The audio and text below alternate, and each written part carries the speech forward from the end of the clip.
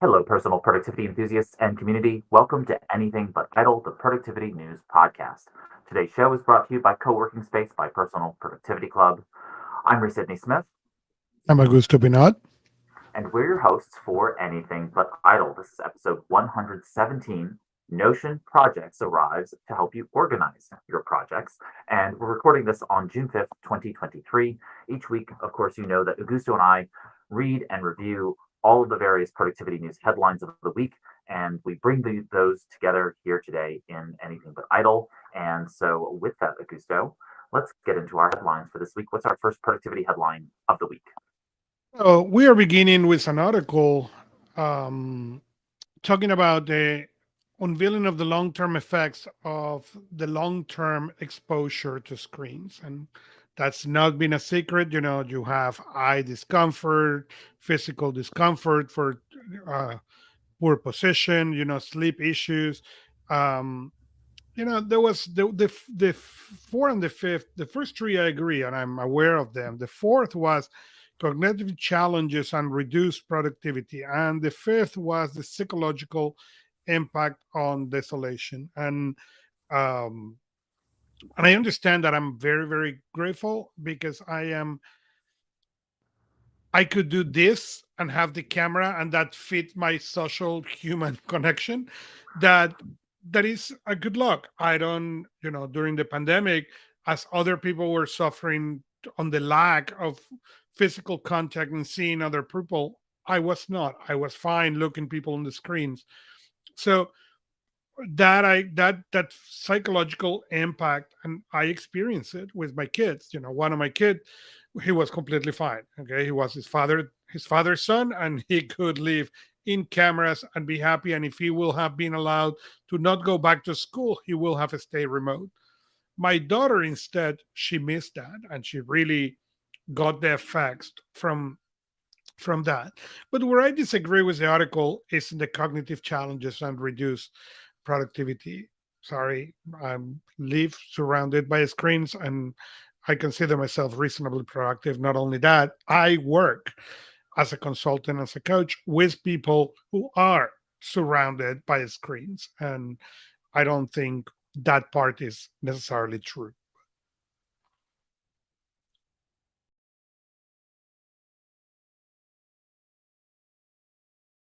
I think it has to do with the way in which people set up their systems. Like you're working with people to help them manage their focus effectively. And I think that a lot of people who have multiple screens and multiple devices on which they're working, they're challenged because of the fact that they don't have things correctly set up. And it's being set up for their workflow so that they can focus on the things that they need to at any given time and also be triggered to change context at the right time.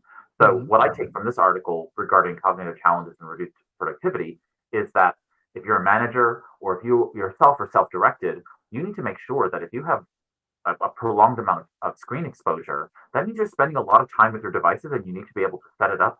I think of mise en place, from the book Work Clean by Dan Charnas, right? The idea here is that you have your station set up so that it is like a cockpit, right? You are designed to be able to focus on the right measurements and the right dials and the right visual landscape at any given time. And when you do that, you're then able to function in the cockpit. You're capable of directing the plane where it needs to go. If you don't, then you got to crash, and that's going to kill a lot of people. So how about we not do that, right? That's what I think is really the kind of the gem of the article in that sense. But I agree with you. If you have things set up correctly, then it's not the fact that you have prolonged exposure to the screens. It's the fact that you don't have things probably properly set up. All right, onward to our next article. So our next article is how to take better breaks for work, according to research, and it's an article from the Harvard Business Review. And every time I read about the breaks and stuff, and I mean, without going to the unreasonable, I think many times what people need is not necessarily the break, but the change. It is how do you adjust from going to perspective or focus A to activity B to activity C, so you don't get burnt out. As you were mentioning the cockpit, you make me laugh because yes, my office looks like a cockpit. I get it. And when I work with clients, is how are you going to change so that way you don't spend 7 hours looking at the same screen, but you can change not only what you're doing, how you're doing, what are the different movement, the different positions that you can have. And when you do that, you can then work into much more smaller breaks because you don't get to those points where, okay, now I need to take 2 hours so I can recover, because you are getting small breaks or small increments of recharging during the day. I had this vague sense that burnout wasn't real for a while, and it's not that burnout doesn't exist. It's so I do believe that burnout does exist now, but I have this sense that we have the ability to keep burnout at bay Mhm. very effectively if we do the right kinds of mitigations. And these behavioral interventions they're not grand, right? It's like, self-efficacy is a way to challenge burnout and to overcome burnout. Obviously, taking rest, true rest, getting proper sleep, which is different than rest, right? Rest is purposefully not doing something, and that's not procrastination either, right? It's purposeful, relaxation. The other side is sleep. You need proper sleep. That's Mhm. different than rest. But exerting energy, giving yourself time to do those things. Again, we talk about mise en place. Mise en place. If you have visual clutter on your desk, you're going to, of course, compete with your ability to make decisions and to have that clarity of space and time. So all of these various little things, they add up, and they really can help you buffer yourself from burnout and otherwise. And so I really like the idea of taking breaks and making those breaks productive. Productive doesn't mean that you're doing things toward a work end, right? It just means that you're purposefully utilizing that time. You're being mindful with your time, and that is the thing that makes it productive. So I really like that concept. Okay, onward to our next Okay, topic. before we go, because it will tie it up to the next one. One of the things that I tell people is change when you're doing certain activities. If you can grab the laptop and then walk to somewhere else, check your email. Because anyways, you only have 10 minutes to do that. Move that so that way you change all that surroundings. So as you said, that reduce the time, the change of background, the change of scenery, the change of desk and chair and change of activity helps you to prolong that working time before you get to that burnout point. Right, right, absolutely. So our next one is technological change in hybrid working and the benefits of the psychological safety in the work place. And it is interesting because Jordan Harlow talks, he's an occupational psychology consultant, and he talks about how people feel more secure or confident in the virtual video environment than what they ever felt in the conference rooms. And this is the first time, at least I hear that. And it it really brought a lot of thought to me on how, all right, we said at the beginning of the pandemic, part of the problem with the pandemic is that we are going to know very quickly who are the poor managers. And that's proved to be completely right. What I didn't consider at that time is that also was going to provide people the ability to feel safer into those environments, into those digital environments. So that was very, very interesting. Yeah, so for folks who may not be aware, psychological safety is a kind of a psychological concept that allows us to basically have that space in order to make mistakes, right? In order to expand ourselves and take risk.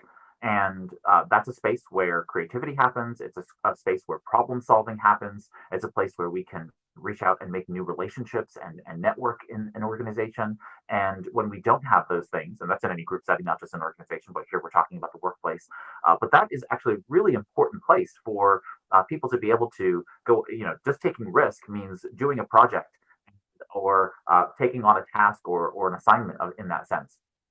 So the idea of psychological safety is really important in productivity, and we don't talk about it enough because I think that a lot of folks, one, don't really understand the concept, and and that is that our managers don't understand that concept. But if you can create psychological safety, that is the ability for someone to be candid with you, to be appropriate with you, to have boundaries with you, and to know how to kind of expand and contract upon those things effectively, you will have a better workforce. And what this is basically saying is that hybrid working gives you quite a number of those benefits because of the different working modalities, right? I may not feel comfortable telling you that someone else is doing something wrong or inappropriate or just making a mistake, and saying that to you in a live environment, in person environment. But I might be more comfortable with doing so in an asynchronous chat based environment, right? Or I might be more comfortable doing that in a video environment as opposed to in a physical environment. So these things that create this kind of psychological safety is really important to the organizations and the teams and your families overall productivity. So I like this article for that very reason, and I think it makes a lot of sense to me. So, all right, onward. So the next article came from Darius Ferox, and is things in life that I underestimate for way too long. And it was a really awesome article. Um, you know, he mentioned five things. Where I grew up and where I live now. The power of my mind, and he mentioned something that really hit me close. Say, I remember getting so swole by my emotions whenever something bad in quotes happened to me, and I say bad in quotes because never something bad happened, but that's a thing that happened when to people. And the mistakes that you make, he mentioned, the time that you have, and the win, the bad. And he mentioned he moved to from the Netherlands to Spain, the perfect weather, and then he find out all the people in Spain complaining when it was too hot and the air conditioner and the expenses. And that part remind me when we moved to California, and we used to joke that 74 was too cold and 75 was too hot. There was nothing we can do about that. But those things are very important to appreciate, because the more you put your reticular system to look at those things, even these they sound little things that you're grateful, the fact that I have an office, the fact that, hey, it was not hot today, those things allows you to also see the other good things that are happening in your life and appreciate all those things too. And the thing that stood out for me in this for this article was the concept of making mistakes, and he says here, let your mistakes be teachers. I really like that phrase, and it is so important because you are going to make mistakes, and or you're going to watch other people make mistakes, and so it doesn't necessarily need to be your mistakes that you learn from, but definitely letting your mistakes be your teachers is a fundamental thing that I think everyone who wants to be more productive needs to pay attention to. Don't seek perfection, right? Seek progress. And progress is begotten through watching those mistakes or seeing other people make mistakes and trying to avoid them in the best possible ways. And I think that's really just a very sound piece of advice that kind of was a little nugget that I found in the article, and it really resonated with me. Okay, on to our next article for the week. So our last article for this section is from a friend, Charlie Gickley, and is how to tame a gazillion of ideas. And the article comes and mentions the new Momentum program that he just released, or is going to be released, the action item catcher figure. And he had the worksheet that is a free download. Um, so if you are looking into how to manage all those ideas that you are having and you don't know what to do with them because you don't want to put them in the system or in your system, you want to prefer to have them on some separate place, this is a great article to get ideas and to get even a tool how to deal with all that. Yeah, it's just a simple download and it's a simple tool, but you would be surprised about how powerful having a centralized location to put your tasks can be. The thing that I'm challenged by is, is this an inbox or is this a task list? So you do have to figure out what you're doing in that sense, right? And being a GTDer, as you, Augusto, I tend to have those things separated into two buckets, right? A Mhm. task list is very different from an in tray. And so this whole concept of an action item catcher speaks to me that you have some kind of inbox, and then you're placing your actions, your next actions, whatever you want to call them, your to-dos here onto this task list that he provides. But it's a easy, click on it and it downloads a PDF and you can go ahead and check it out. Also, somewhere in Personal Productivity Club, I must have made mention or given folks access to the uh, major projects queue. So if anybody has questions about the major projects queue, if you have a lot on your plate, it's really helpful to be able to have some way to offload it from your mind in a way that helps to structure it. And so I created this concept and this kind of tool, so to speak. I mean, you can manifest it however you want, called the major projects queue. And it's akin to what really, Charlie's talking about here. Mhm. If you have a lot of projects and you want to be able to make them happen, you must focus.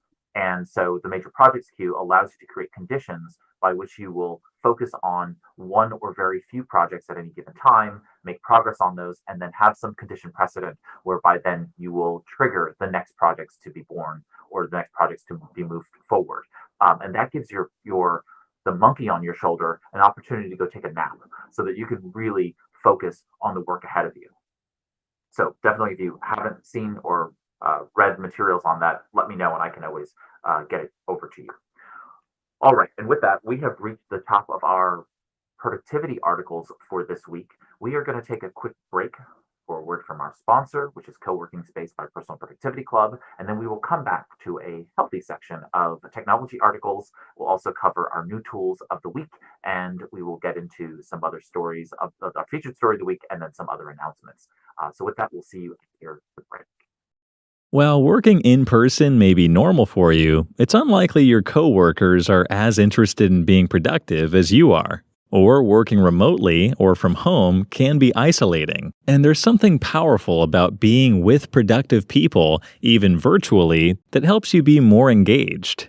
If a flavor of these sounds familiar, Co-working Space by Personal Productivity Club is for you.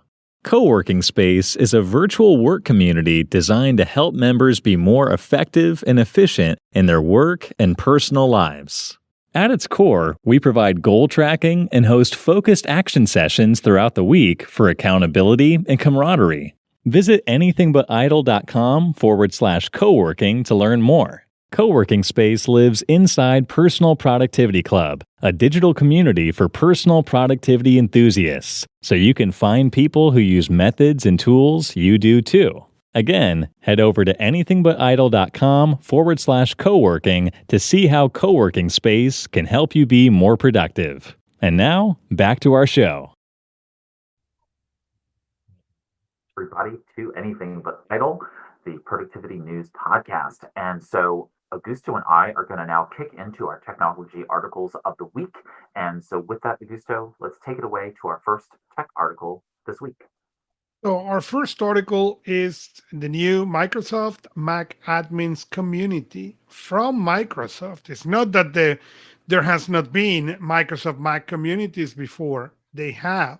But this is the first time that Microsoft is putting their foot forward, creating, you know, these chats, official chats for companies who are using Apple devices on the enterprise. It is the Macs are more and more, you can see them more and more in business. The iPhones are and the iPads are present. So it's good to see Microsoft giving really support to the IT pros with these two things, and now being able to go to the official source.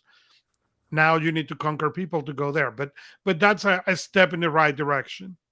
Well, you would imagine that a lot of these IT folks are already in other IT admin groups in the Microsoft community. And so they're already in that system. And so this is just giving them an opportunity to talk about the Macish stuff in that space. I think this is really great, because if I'm the CTO or CIO or whatever it is, IT supervisor for a larger enterprise, and I have a bunch of Macs inside my organization. Now I have a place to go to have that kind of dialogue with others who are administering Macs as well.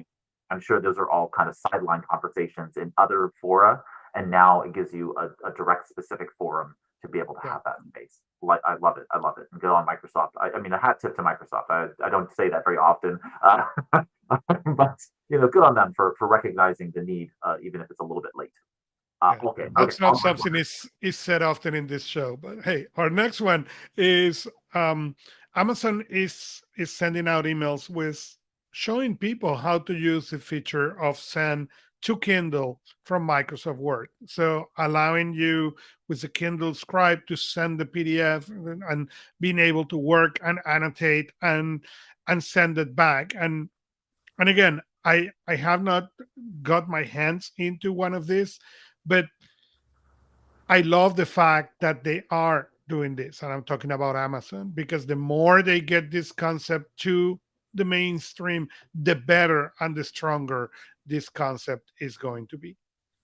Yeah. So just so folks are aware, this is when you're inside of the Microsoft Word app, Mhm. there is now an add-on that gives them the functionality to send a And to Word Kindle. document to your Kindle. And specifically on the Kindle Scribe, you're then capable of going ahead and annotating right directly on the document, including, of course, reading it.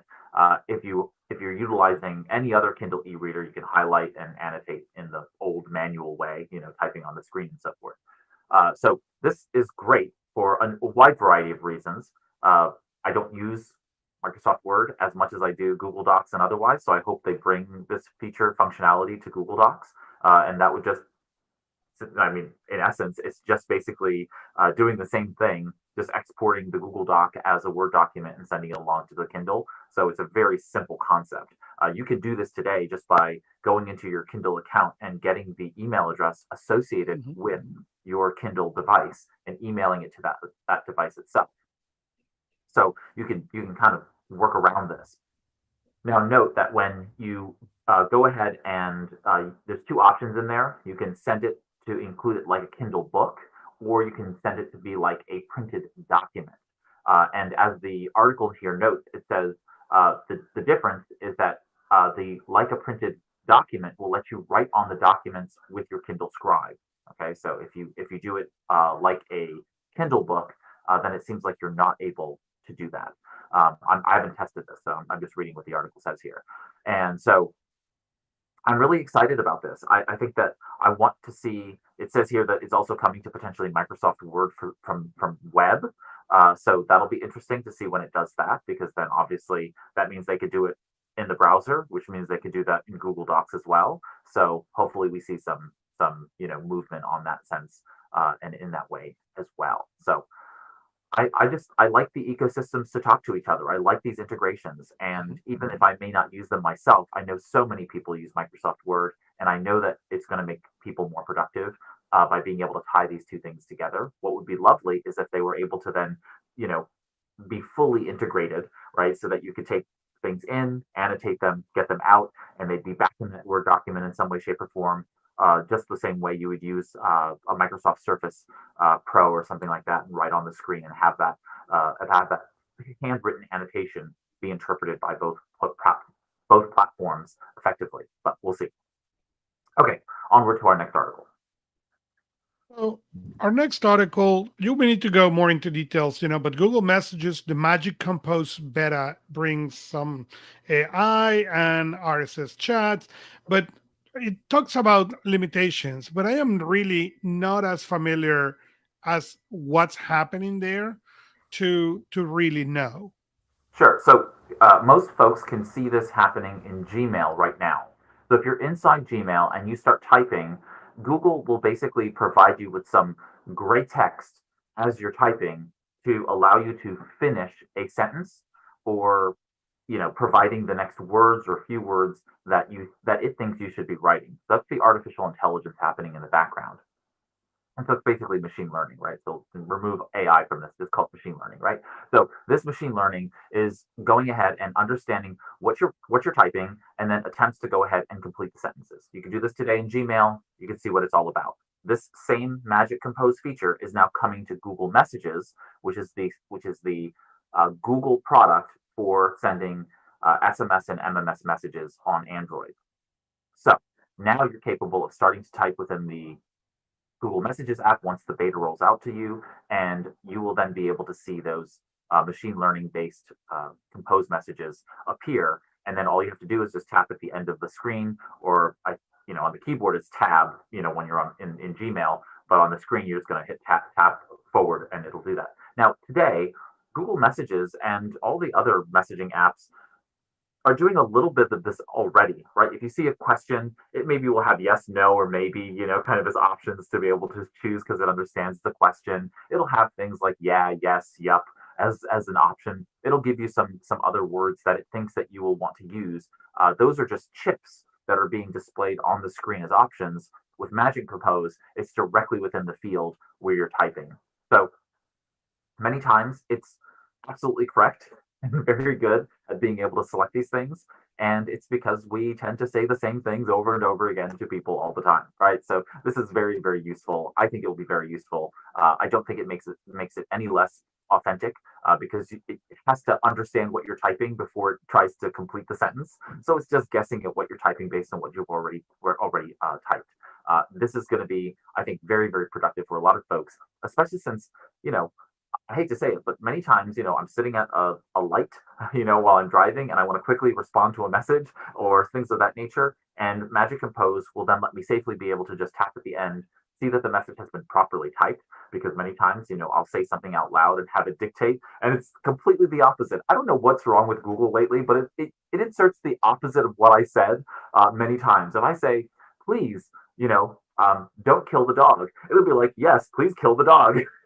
And I'm like, why did you interpret "don't kill" with "kill"? Like, there's a whole word in there you just didn't listen to. So these are the kinds of things where if you see Magic Compose, then extrapolate based on what you're going to say. It's a really easy tool to be able to use. Yes, there are going to be some limitations, like with anything, but this is mostly because of privacy and security reasons at the present moment. But I think it will become more robust as we make our way along, and I'm glad to see it happening. On to our next story, Augusto. So you can finally share your screen in WhatsApp on Android. And I think this is awesome. I've been doing it on Apple for a while where you can share your screen. And I need to say, it is an incredible tool for tech support. I have two elderly parents. I have in-laws who, require that tech support. I have clients, and there is nothing easier than when they come and call and say, how do I do X on the phone or the tablet or the iPad? And you share the screen, they share the screen, and you tell them, click here, click here, go. And I think being WhatsApp probably the most common app on Android phones and on phones, I think it's very, very awesome that feature is coming. Absolutely. Yeah, I'm really pleased to see the WhatsApp on Android come. Obviously, this is a great feature for any number of reasons, and I like the idea of being able to have just a backup option, right? So you could do this in Google Meet currently. You can do this obviously in Zoom and many other applications. But a lot of people have WhatsApp, and while I've been diligently trying to get all of my people in the world over to Telegram. There's still a lot of people who are on WhatsApp, and so it's just helpful to be able to have that additional option. Right now with Telegram, I'm utilizing Loom, recording those Loom videos, or just screen recording it through the native functionality within the Google Pixel, which is the Android operating system built-in screen recorder, and then grabbing that, and either, if it's short enough, I'll just paste it directly into the Telegram chat and it uploads it. But if it's too large, then I'm going to upload that to Loom, give Loom access. It creates just a quick, easy link, and I can paste that in there as well. If it's too much for Loom, then I will actually put it into Vimeo and then go ahead because I have a paid Vimeo account, so I'll go ahead and upload it to Vimeo and then share it. So all of those things are like layers of stuff to be able to make that happen. That's for asynchronous communication. So this gives us the synchronous capability now as well, like in Meet or Zoom or Teams or otherwise. So it's just great to have a backup option. Okay, onward to the Logi Deck review. So this is the review on the 399 Logi Dock. I laugh when the writer of the article, The Verge, talks about how he discovered with the pandemic how he have not have any kind of clear system organization for cables in his laptops. I discovered that many years back, but I decided not to do anything about it. Anyways, the Logi Dock basically will bring it's a beautiful, heavy, but beautiful. And it has, a bunch of USB-C, USB A ports, as well as display port, HDMI, the power. So you can connect everything basically to the back of this port and just take the machine. I do something similar, not that many ports, of course, with the keyboard on the iPad, and I use the Magic Keyboard, and it has an additional USB-C port where a hub is connected that is connected to everything. So it's one cable in, one cable out, but it allows me to have access to everything, and it works pretty good. Yeah, I'm actually really interested in something like this because there are so many cords and cables that I have managed within the system, so of my desk, and so most of those are managed under and in a cable management system underneath the desk, and mine's a automated up and automated sit stand desk, so it's motorized, and so all of that is there. But I do have a standing right to my I'm looking at it at the moment. It's a standing desk that is a what do you call it? A treadmill. So I have a treadmill, and I kind of have this desk attachment on it, and I feel like this would be a an option that might work if I set up more of that treadmill desk for working and doing more meetings in that sense. So I feel like this could be a really nice little management tool, and again, having that built-in like speaker system and everything else like that, so that you're capable of just being hands free and having a conversation on the move, just to me seems very appealing. The price tag at 319 doesn't 319 USD doesn't seem overly outrageous for all the No. things that it's doing, and it seems like it has a pretty good power capability, 100 watt power supply, and so I like that as well. It doesn't have Thunderbolt, Ethernet, or a 3.5 millimeter audio port. So that is a limitation. I would really like the Ethernet port in there, but presumably the computer that I would put up there would have an Ethernet port, or I could add one and or use some kind of adapter to be able to turn Ethernet into either USB-C or something else like that. With that many USB-C, you will be able to put an adapter USB-C to Ethernet without any issues. Right. I mean, not ideal again, but it's something that you can work around, and so I really like that. And and honestly, you could probably expand this with another hub. So even though it has fewer ports than other laptop docks out there, you could, in the circumstance I'm thinking about, which is kind of limited, right? I don't need it to do that much on that particular desk. It's going to be fine. But if you wanted to use it for many more connections, this is going to have a more limited set. And but I would imagine you could probably plug in a USB-C hub into it and kind of daisy chain more more ports onto it. So kind of giving that some consideration as well.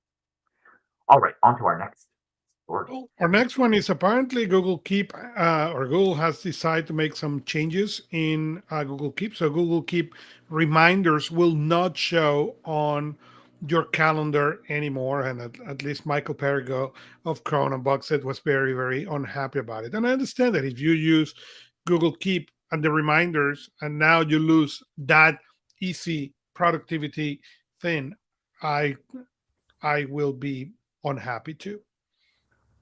Yeah, so what's actually happening is that those reminders are actually being transferred to tasks which is basically the system inside of the Google Tasks ecosystem. And so, in essence, Google is just taking Google Reminders and binding it to Google Tasks. And so, at the present moment, it's going to be removed from Google Calendar's view. Now, that doesn't mean that it's not going to come back in the future. I don't know that that's the case.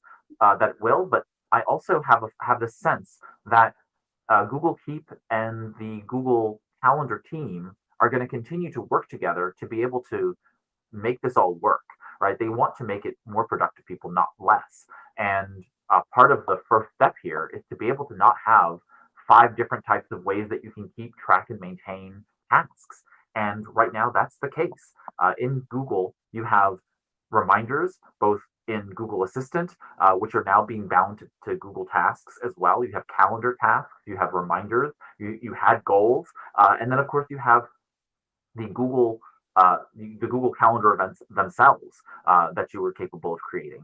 So having all of these various disparate items all over the place, bringing them together into one element that you can manage in a centralized space is just makes sense, right? So I'm trying to look at this from the most positive perspective, which is how do we get all these things into one ecosystem, into one place. Now, I would have rather them just keep everything in Google Keep, right? Make the individual Keep notes have the tasks embedded within them, and that becomes the thing, especially since Google Tasks itself has a mobile application, but it doesn't have a desktop experience, right? It's embedded within the calendar, embedded within Gmail. You can see them in there, but you can't really see it as its own element inside the system.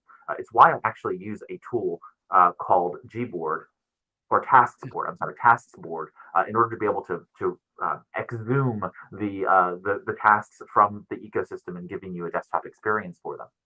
That being the case, I think that here we are with just a step forward, right? It may feel a little bit like a step backward at the present moment, but I think ultimately what Google wants to do is to get all the users into one centralized place where those tasks can be spoken to through the assistant, that can be tracked and maintained from within the calendar interface, even if it's not directly in the calendar, and also be able to then track and maintain those things within Google's Gmail product, where you get an email, you can add add a task to it and make it a task, and therefore it becomes resident within Google Tasks. I hope they can bind the Spaces chat tasks, right? Because now you have these Spaces tasks, and those are separate also from Google Tasks. I hope they can bind those Spaces tasks into your Google Tasks system as well, and kind of give you some way to manage all of these things in one centralized perspective.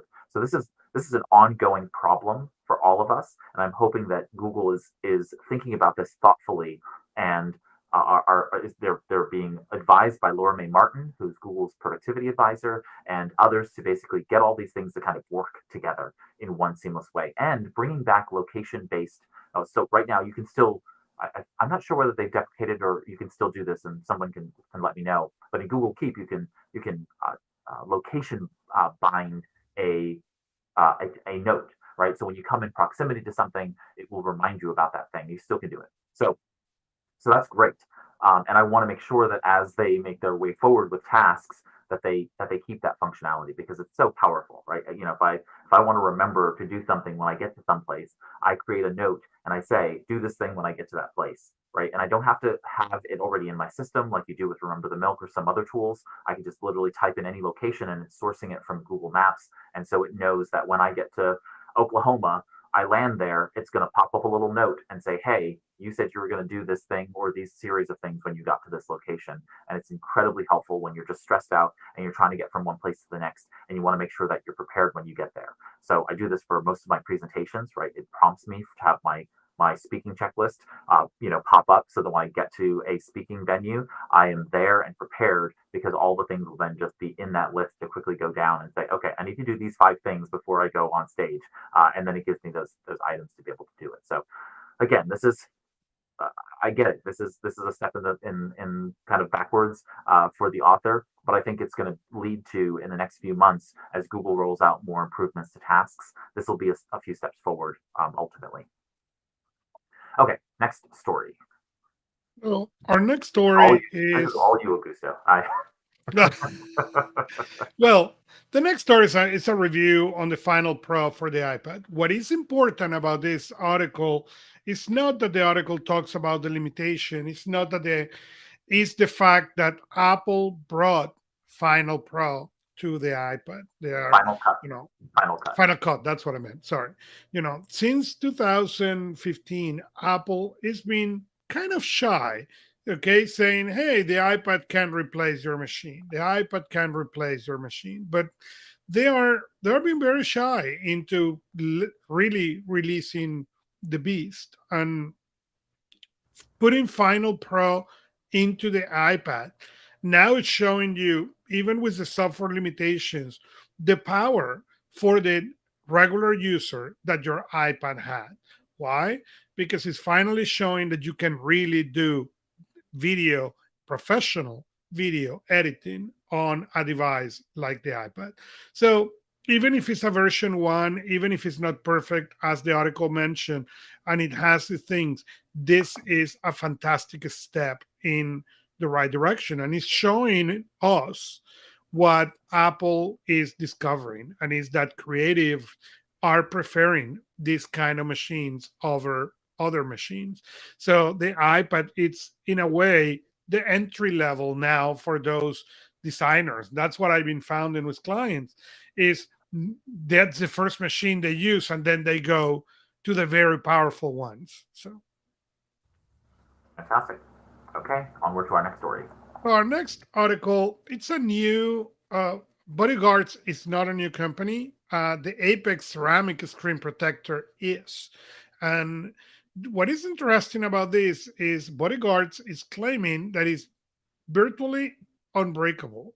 It's an $80 product, okay, but it comes with a guarantee, okay, or a free limited lifetime replacement of the product if you break it. I didn't read the lifetime guarantee, but you know, replacing the screen in a phone, it's anywhere from $350 to $400. I've been using a brand called Tech Armor for many years that do the ballistic, but this seems to be even more um, harder or more resistant than the ballistic. So putting that and putting a lifetime, guarantee behind your product, it may be an interesting thing for those people who are replacing, the ballistic glass consistently, and AKA kids is what I'm thinking about.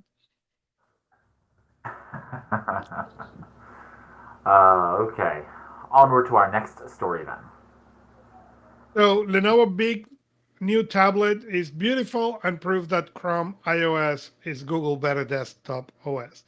Um, is showing, the new Lenovo machine, and again, it's coming well. It's a Zelda laptop, and he's saying how he finished working in his Chromebook Spin instead of on the tablet, and it remind me, well, yes, no computer is perfect, and that is the reason you don't want your computer to die because you don't want to replace it. Doesn't matter how many you have. Doesn't matter when you find one that does everything you do. You don't want to replace it, and this is the case in this.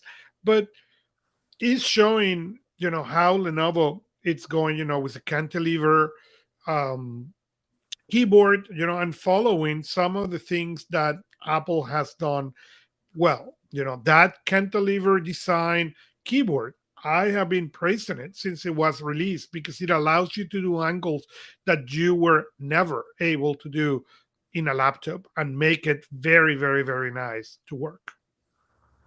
Yeah, I have to agree with the article author here.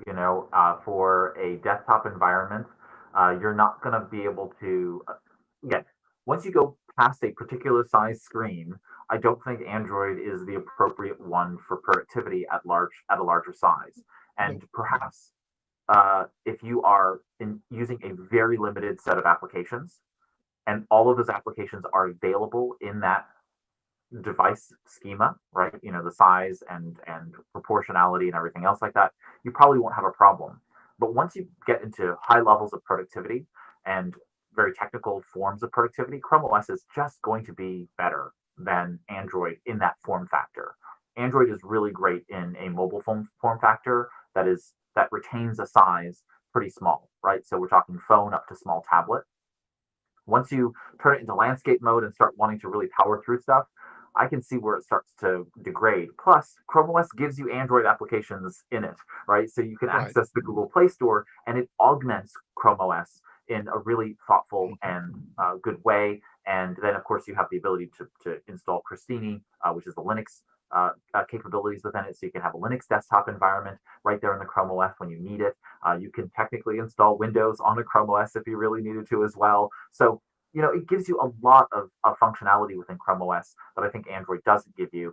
That doesn't mean that Android doesn't have I mean, I really love my Android OS on my Google Pixel, right? Would I like it so much if it were on a more affordable phone that was, a lower um, Android version? Probably not, right? It would have probably a lot of bloatware, and it would probably not be as fast and fluid and not as nice of an experience.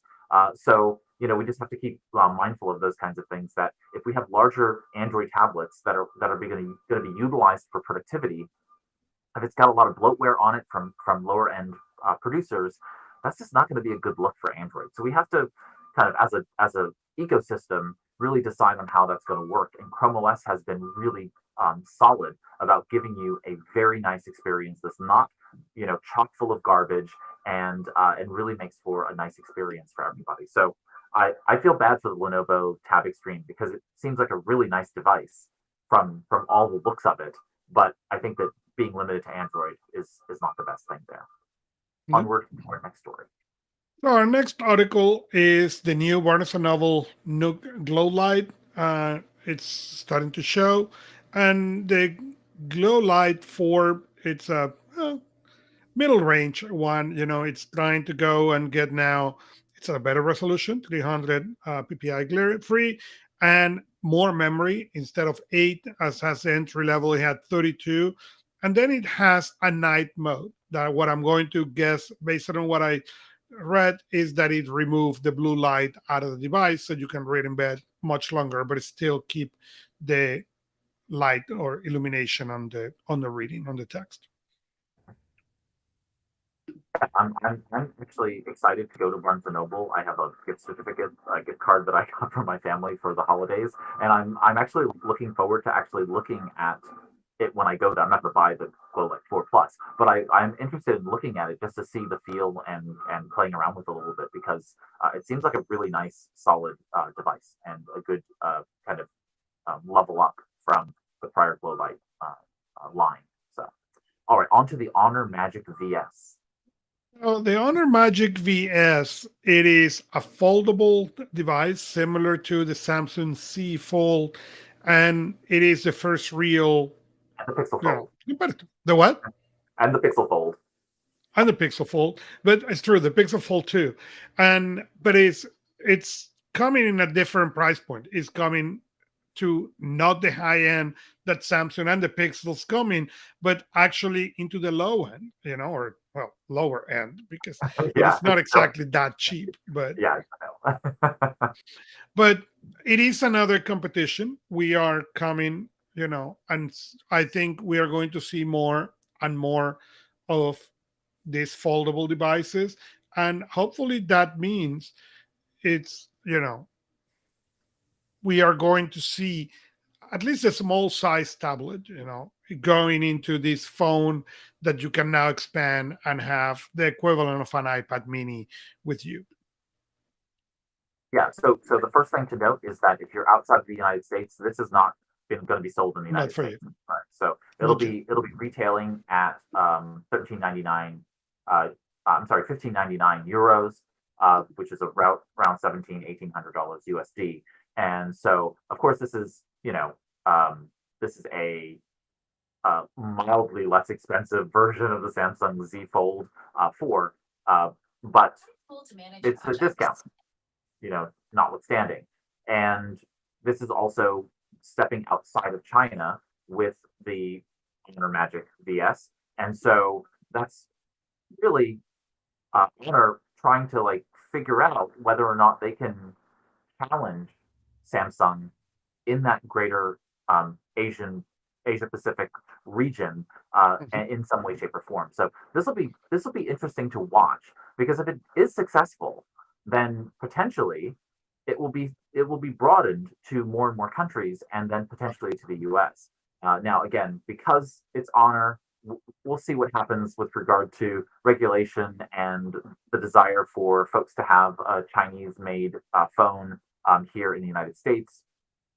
Because it's a Chinese company and not branded, Google or otherwise, whatever. So we'll see how that plays out. But I'm actually very interested to keep watch on this particular phone because the fold itself is actually an interesting design. I actually had the opportunity to play with one technically yesterday, and so I was actually using one yesterday, and the Pixel Fold is a very, very nice device. I was not expecting the feel of the device, the thinness of the device itself, how it plays in the hand. In this particular case, it was in a case, and I took it out of the case, and I felt like this was a kind of phone where even with my Google Pixel 7 Pro, it it was it was still a nice feel. It felt like a normal phone, and then I had the opportunity to open it up into that larger tablet experience. I didn't hate it. I really didn't hate it. So I think that's a step in the right direction. And having more challengers in the market means that the price points on all of these folds will come down, and I want to see that as well, so that it becomes more accessible to people. So that's my 2, 3, 4, and 5 cents on the subject. All right, Gusto, we are done now with our technology headlines for the week, which brings us along to new tools of the week. So, new tools of the week is a segment where Augusto and I talk about the various personal development, time task, project management, and productivity collaboration tools and services that we come across. We choose one each, and then we try to let you know what we think you might like about them. And so, my tool this week is going to be a tool called Wavebox. So, I have been looking for, in essence, as I talked about last week, we had MindStream, which is a Gmail client for Mac OS. And so that's great on the Mac OS. It's not my primary computer, so I need to be able to have something that works across all of my various devices. And I feel like Wavebox is it.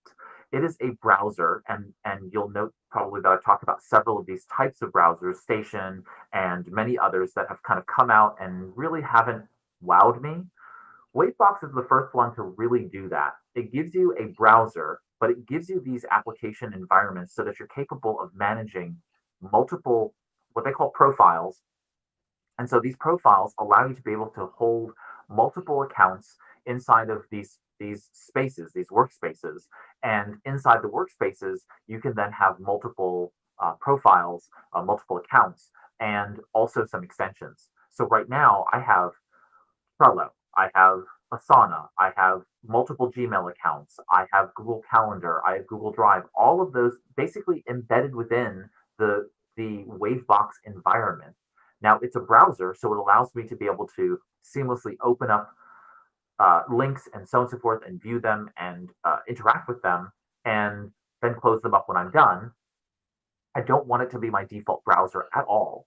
It is built on Chromium, so it is basically like a Chrome browser, and you can install extensions. Like I use Bitwarden for my password management, so Bitwarden's in there, and I use 1Password with some clients, so I have that installed there as well. And so all of that is kind of caked into the browser experience, which is perfect.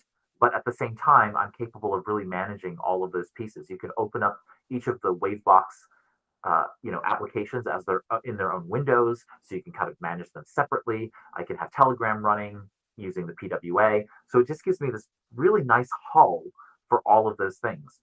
The other piece to it is that it's Mac OS, Linux, and Windows, so it works completely cross-platform on all those devices, and I'm really impressed. The pricing on it is also very, very good. You can use the free version of it and just continue using that. That gives you only 2 Gmail accounts, right? So you're limited to the 2 Gmail accounts and 1 Chrome extension, but you can use those across multiple computers. Once you get up to the Pro account, it's, I don't know, it's $8.33 per month paid annually. So I'm going to do the math now. And so that ends up being basically $100 a year. So $100 USD, and then you get the access to everything, right? You can unlimited containers, unlimited apps, unlimited profiles, unlimited workspaces, and all the Chrome extensions you can jam into the browser, right? So this is really great. What I've also liked about it is that it has a ton of features, right? You can really tailor the look and feel of each of the workspaces as well as your profiles so that when you go into that context, you can visually immediately see what context you're in. And so I'm looking forward to seeing this grow. Of course, it's running Chromium, so it's running another browser. So you don't really want to chock it full of a lot of extensions because then that's going to kind of slow down your device. And especially if you have them running on multiple devices across multiple different systems, that's going to be problematic for you. But I've been really impressed with it. I have to say this is gonna be something that I will probably continue to use for a while. And it has unified search, so I'm capable of searching across all of those things on the Pro plan. So this is a really nice tool, and I'm hoping that it continues to grow, continues to develop. It seems like the development team is putting out new and better things every day. There is a Teams option for those folks who do want to, buy a license for a company-wide kind of plan, and then you get some additional pieces. They encrypt all of the pieces. You can share workspaces, you can share templates, and you can of course manage those profiles once they build that functionality out into the system. And of course, it has a consolidated billing, so you can pay for your team en masse. So that's Wavebox at wavebox.io, and we'll have obviously a link to that in the show notes. Augusto, what is your new tool this week? My new tool of the week is a replacement to the Apple Pencil. It's called the Nova Plus A7. And, I'm a big backup things that I use all the time because over the years, it has happened that I need them and then, and the Apple Pencil is something that I use a lot, but I understand the Apple Pencil significant, $600 or okay to buy. So I found this pencil. It's called the Nova Plus, and I drop it. Okay, it is a black pencil. They come black or white, but it has all the things that the Apple Pencil 2 has. It charge on the top of the iPad. It has palm rejection. The magnetic side, the tilt function. You can change the tip. The tip is even a little bit thinner than my Apple one. And I'm going to say I love the fact that it's black. Because what happens is if I get to meetings and people has iPads, mine is the only one black. So that has been a unexpected plus that this thing has give me. But the price is $25 or $24.99. So the price is very, very reasonable to have that backup on your desk that you may need. I love it. All right. That is the new tools of the week segment, and onward to our featured story this week, which is that Notion has put out a new, I don't want to call it a product, but a new set of features they're calling Notion projects. What do you think about it, Augusto? I know Art Gelwicks loved Notion. I have not really played long enough with Notion to see, but what I think they are giving, based on what I understood, is really a way to use the tools that they already had for this, and I think that's good. There is a lot of small teams into Notion because of the easiest of share things that now will have a more structured possibilities to do some project management and to do some charts and to be able to understand how things move. So I think it's very, very positive. Yeah, so on the website, they note a couple of things here. They say that it's infinitely configurable, so you can work the way you want. So you I'm can always have, terrified of those concepts. yeah, I know. Because you want to have one particular set of ways in which you show things in your system. But I understand what they're saying is that you can set them up and you can limit the number of ways in which you get views. But in essence, you can have projects by status, you can have timeline view, Kanban view, and many others, so that you can do them. And they've tried to put in all of these various, they're calling them AI features, but automations in the system to then be able to get you moving, right? So you can have it automatically fill in tasks by identifying a project and then saying, I want this project to fill in X, Y, and Z, items. And so it'll fill in those pieces. You can create automated workflows so that it can update the status of projects, or be able to check things off and provide a report and then make some database entries and then outline a document. You can create these kinds of automations allegedly that are coming soon. You can obviously do all kinds of filtering and sorting, which I think is really, really powerful. And then, of course, they have all of these other kinds of details that are great. I like the idea of having dependencies, right? So just like in a Gantt charting perspective, having the ability to have a condition precedent, so that you say, okay, until this thing happens, then hold this thing down so that it doesn't come into view or otherwise, or it pushes it forward, or pulls it backward, knowing based on the current actions that are being done. If I do something sooner, that thing becomes a live action sooner. That's the kind of stuff that really gets me excited. And because everybody's talking about artificial intelligence, they can't not talk about AI here. And so they talk about how AI can use generative capabilities within the Notion system. I would be very skeptical of that, but you could probably ask Art Gelwix more about that, and he would have more to say on how the autofill feature within Notion works. The AI autofill feature, it gives you that ability to generate, content within your tasks. I would probably be very skeptical of that, but that's my nature. Yeah, so I like the idea here. It has something that they're calling automated sprints. These sprints look to me like quick steps in Outlook, but for projects. And so the ability to have multiple actions taken by virtue of in the project management system, so you can look at the various legs of a project, and it seems like some of those things are workflow automated in the system. So I like that idea of having, uh, like I said, to me it feels like quick steps from Outlook in a project management form, and so I like that. I like that flavor of things. So we'll see. It has lots of integrations into GitHub, Slack, and other tools, which is great. Figma, Jira, Amplitude. It seems like they're building more and more as they go. I have not had a chance to play with this, but I can see how this can be useful to a lot of people. Augusto, what do you think is the right team that would want to utilize this? I think this is perfectly aimed for startups where they need a tool that they can add and modify and make things as they go. I don't know if it's a proper project management tool unless you have really people heavy into the understanding of project management. That was my concern, because when you said you can do everything, that's normally a red flag for me. Not because you can or cannot do everything, but because most people don't understand the basics of, then they get themselves in trouble. I got it. I get you. All right, on to our announcements. We've got two announcements, and then we'll close out.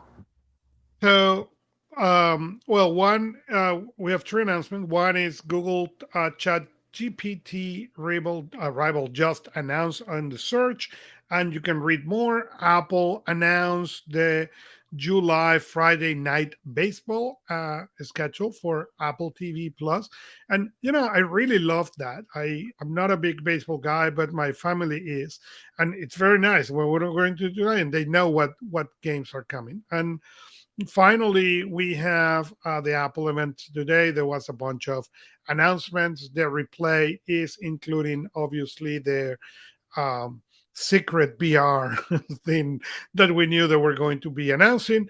But if you want to look those announcements and those news, they are there for you. Wonderful. And I will note that I have had access to the search labs within Google Search for the past couple of weeks, and I've been utilizing it, and it feels very fluid to me. I think they've done a really great job. I actually really like the fact that they give you a choice in and when it presents the AI components versus when it doesn't. And so that's been actually really lovely. I've liked the way in which it's done it. It's not always been correct. I think it will get better over time, So, I've asked it to do things like summarizing an article in the search, and it doesn't quite summarize the article. It provides me a summary of things, and then it references other articles and not the article I provided to it. So there's a little bit of dullness to the system in that sense. But I think it will get smarter as you see more and more of it being utilized. And I do like the fact that in some cases, and I don't know how to make it not do this, but I like the idea of it just being there and it not always presenting itself, but then giving me the option to be able to launch it. And when you do a search generally, like you want to define a word, you can obviously just type the word define, and then type that word into the Google search. It will go ahead and do that search. It will generate. It'll show you the rest of the SERPs, right? Rest of the SERP, the search engine results page.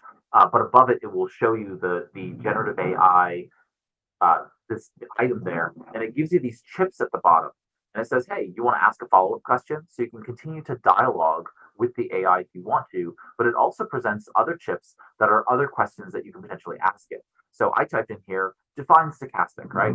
And so it goes ahead and gives me the definition of stochastic, but then below it, it says, hey, you want to ask a follow up so that I can either narrow the search or broaden the search as I want to. But then it says, hey, what's the difference between random and stochastic, right? Or what's the difference between stochastic and probabilistic? And so it continues to give me these other options. Mind you, right to the right, it's showing me cards that tell me where the sources came from for this particular search, which I think is really smart from Google's perspective to be showing us these kinds of things.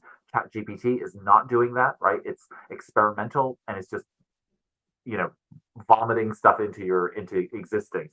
It's not telling you where it's coming from and not sourcing it. Bing and Google have decided to give you this kind of sourcing. I think it's very, very important and powerful. And to a great extent, it gives me a little bit more solace, maybe a little bit more calmness that these things are going to be generative in an accurate way as opposed to an inaccurate way. But again, I'm going to stay skeptical in that sense. All right. With that, we have reached the end of our stories for this week, Augusto. Thank you so much for all the work you do to make Anything But Idle happen. With that, on anythingbutidle.com, you'll find our show notes. They'll have links to all the stories, our tools of the week, and extra stories that we didn't get a chance to cover. And it also includes text transcripts, one that's readable right there on the page, and one that you can download as a PDF and listen and read offline as you're listening to a podcast. If you review the notes and there's a story that we missed, feel free to leave a comment on anythingbutidle.com/117, which is the episode number for this page, the URL to the episode for this episode, the URL for this episode. And then you can also tweet at us at Anything But Idle. You can use our contact form on the website. The absolute best place that you can engage with us is by going to anythingbutidle.com/community. That will go ahead and take you to our community, our group that lives inside of Personal Productivity Club. And so it's free. You can join and then you can interact with us around the episode. And so with that, I hope you've enjoyed this episode of the show. See you all next time on Anything But Idle. Here's to your productive life.